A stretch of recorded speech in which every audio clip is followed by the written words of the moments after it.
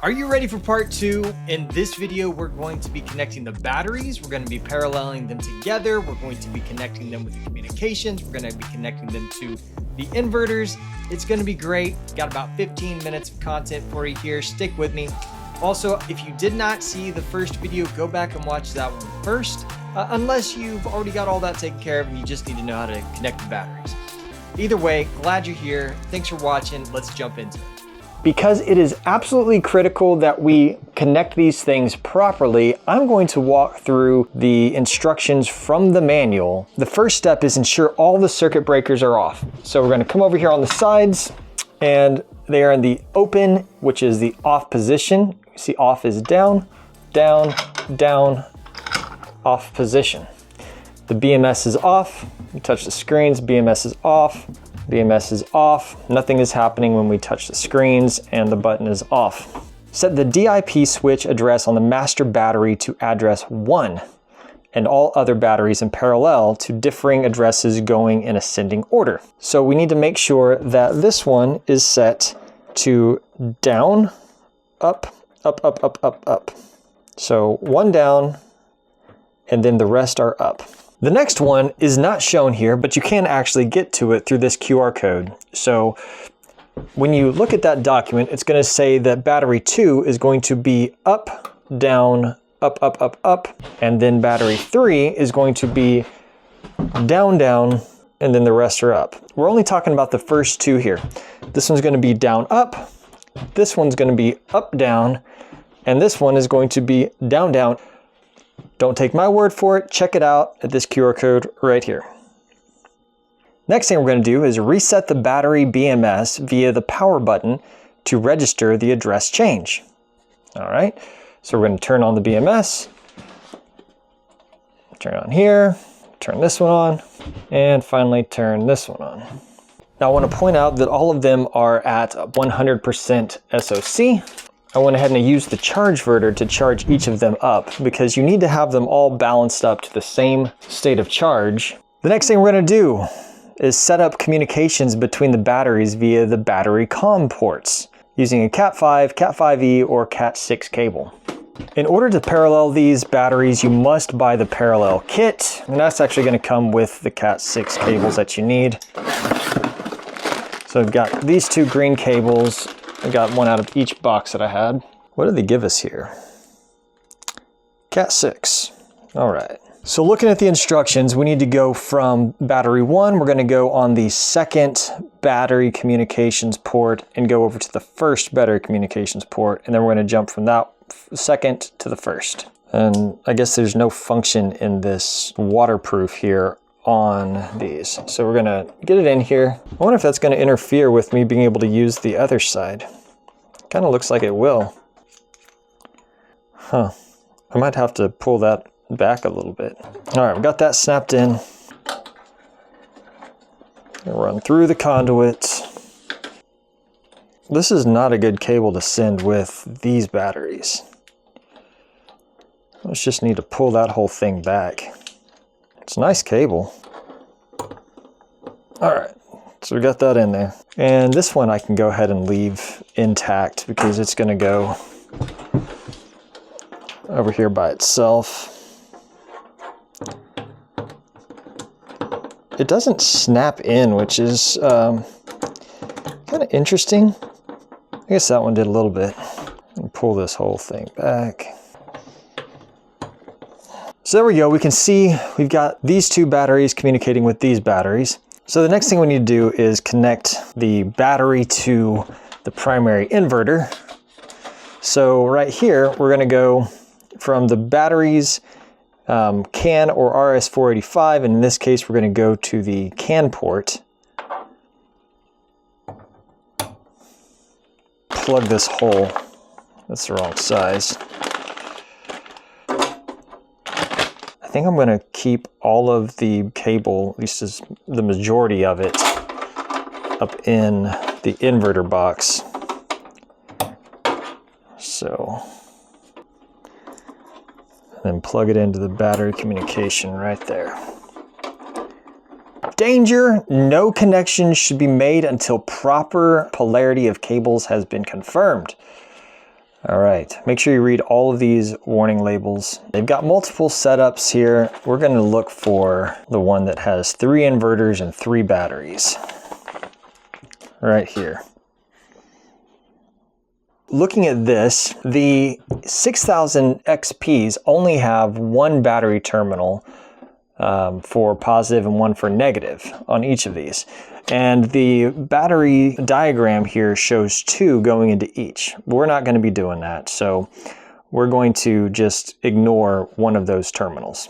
First, I'm going to take the paralleling cables, which are going to come in the box that you get, and we're going to connect these guys, setting up or connecting these boxes. I'm just popping these guys off here.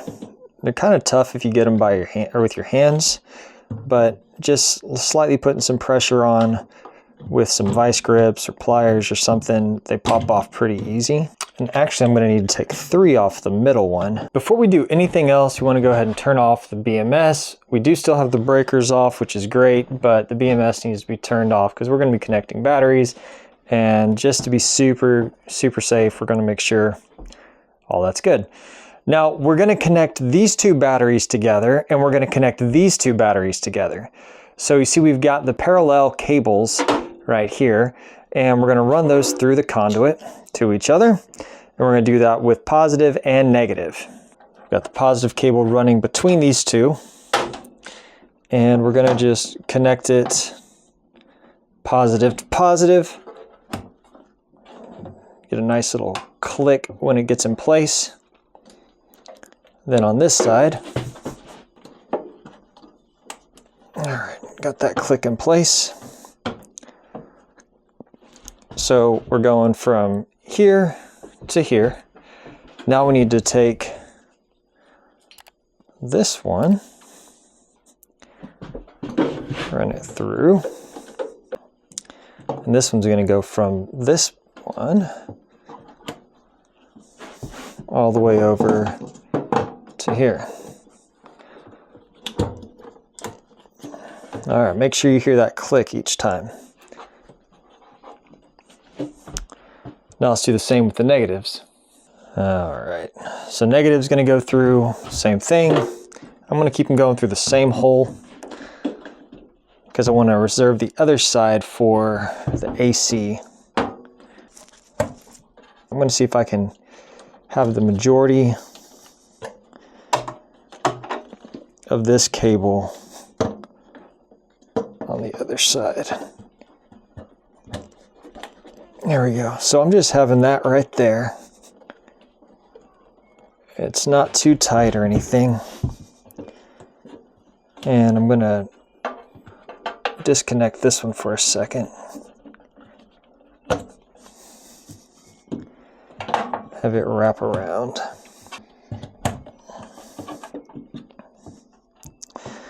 All right, we still have more to do.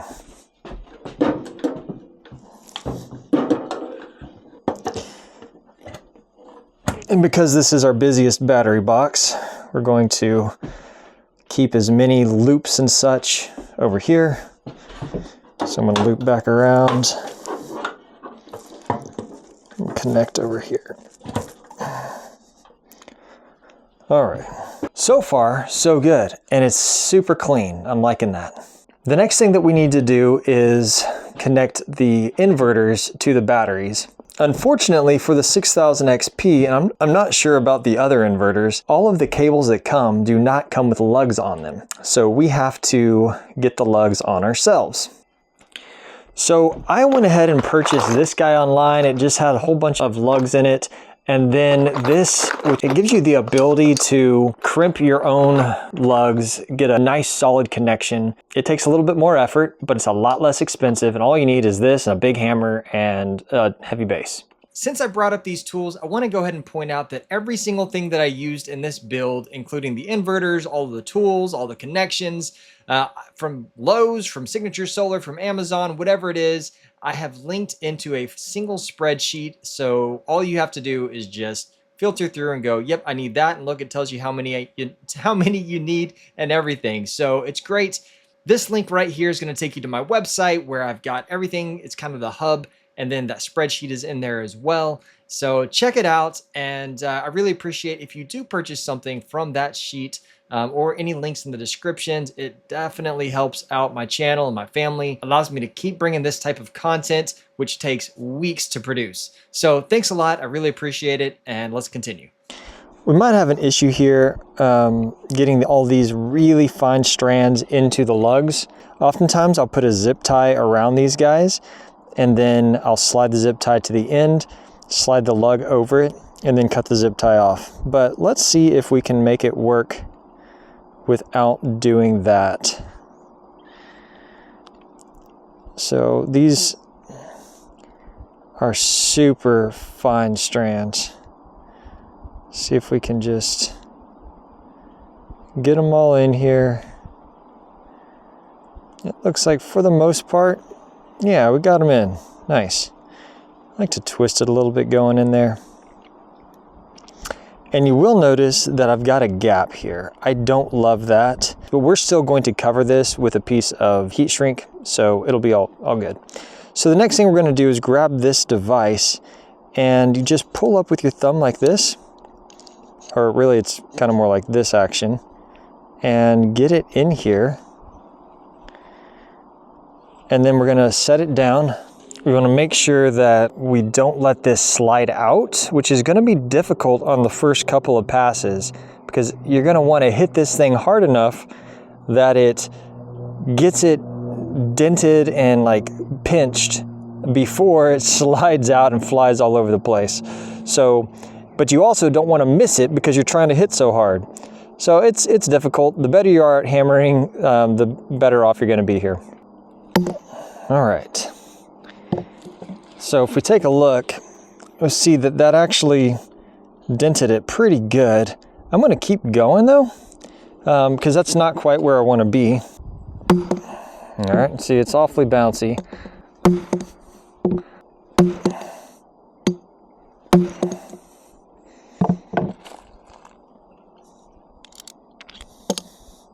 I think that is pretty good and not bad for, you know, a super cheap tool. Next thing we're going to do is take some heat shrink that I've got, and we're going to wrap it around the connections we just made. Ultimately, it's going to look like this. And I've got 2 to do for the red. So I'm going to go ahead and cut this piece in half. And then we've got 3 to do for the blacks. This is really simple. You could use a lighter, you could use a heat gun, you could use really anything, that a blowtorch. I'm going to use a heat gun. And I'm just going to go around here and start shrinking it up. I think I found this heat shrink at Lowe's, but I'll put links to everything in the description. I'm going to do that just a few more times, then we'll be back. I want to point out that even though this inverter is not connected to anything, it's all turned off, there can still be some residual energy between these 2 points. And touching the 2 together is not a great idea. Now I'm going to come up with the positive cable.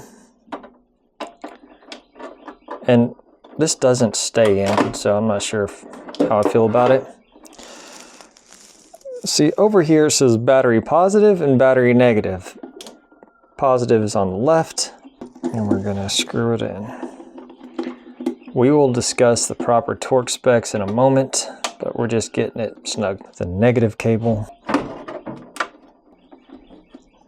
I like to straighten it up a little bit so that it has the most amount of surface connection. This is a 2/0 lug by a 5/16 hole in the middle of it. For what it's worth, not all of my lugs are that size, so some of them I have to use washers. Always with the washer on, you know, this side. Don't want to put anything in between the lug and the terminal. All right, now that we've got that set, we're going to go ahead and make the connection down here. Of course, there's just so much stuff in this box already. Try to figure out the best way to route everything so that it's stuff is out of the way, but I think I'm going to do it like this. I'm going to come around just like that. And this guy, I think I'll probably do the same.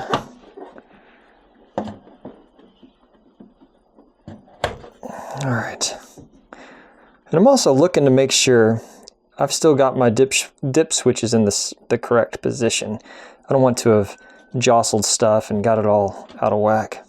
So now it's just repeat from this one to this one and this one. So we've got inverter 1 done, we'll do 2 and 3. All right, now we're gonna go back and properly torque these. The socket that I'm gonna be using is a 10mm socket, and we are gonna be torquing them to 40 inch-pounds. So on this guy right here, I'm gonna pull back and I'm gonna spin until we get to 40. Right there. I'm gonna put it on here. And this is super handy because it's a screwdriver, but it also has this deal on the end that allows you to really get some torque on it. All right, so that's 40 inch-pounds. Got that. We're gonna come over to the next one.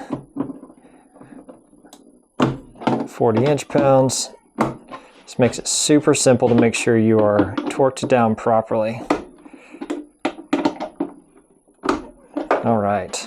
Man, I hope you are having just as much fun as I am. This is a blast. I love putting these things together. It's like this choose your own adventure, try to figure out how it's all gonna work. And at the end of the day, I think this system is turning out fantastic. As you can see behind me, it's been rolling for a week or so, and it is just phenomenal. I love it. In the next video, which will drop the next day or two, we are going to go all into wiring up the AC side of things. We've got the DC connected, at least for the batteries. Now we're going to jump into AC and start connecting and landing the inverters onto the individual breaker boxes for grid in and AC out and all of that stuff. This is probably going to be the most confusing side of it, but I've done my best to break it all down to where it's super simple and easy for you to understand. So if you're just as excited about it as I am, get ready, because right over here, we're going to have the video as soon as it's posted. And this link right here is going to take you to my website where you can find all the links and help out my channel by supporting me through clicking those links. Talk to you on the next one.